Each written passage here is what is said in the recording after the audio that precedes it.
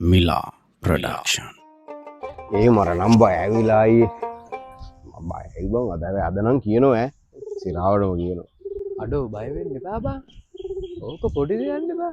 ඒකනේ සිම්පල් එකක්ම කියපන්.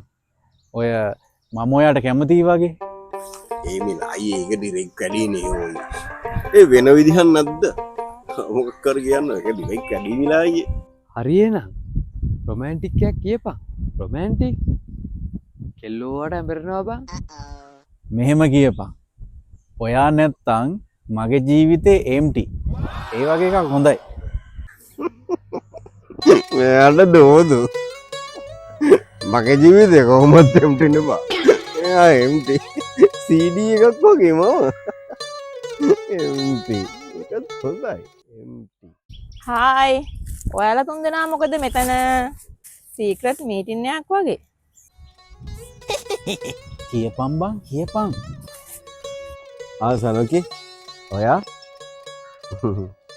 ඔව් ඔව් මම තමයි ඉතින් මේ ඔයා ළඟ මේ සයින්ස් ක්ලාස් වල නෝට් තියනවද? අයියෝ හැවනිති. අයියෝ බං.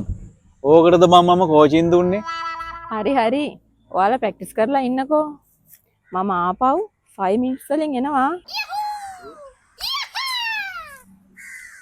ඈ බං.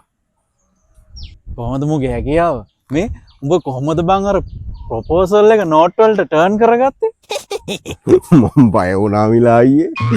සිරාවට මම බය වුණා. ලස්සන වුණාට වස මන් දන්නෝනේ. ගිනි ගොම්බේ. අනේ මේ ඉඳපන්. ඊළඟ පාරත් අනපන්කෝ. දානවා ඔබ වැවට. ඒ ආශා අන්න එනවා. මේ පාරවත් කියලා දාපන්.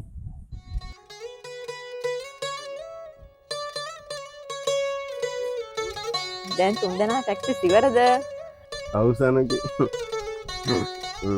ප්‍රැක්ටිස් ඉවරයි. මේ බා. මම වාට කැමතියි. අයියෝ අනේ ඕකේ යන්නද ඔච්චර වෙලා ප්‍රැක්ටිස් කරේ මමත් ඔයාට කැමතියි next time notes නෙමේ feeling use කරන්න ඕනේ අන්තිමට පාස් වුණොත් තමයි කේස් එක.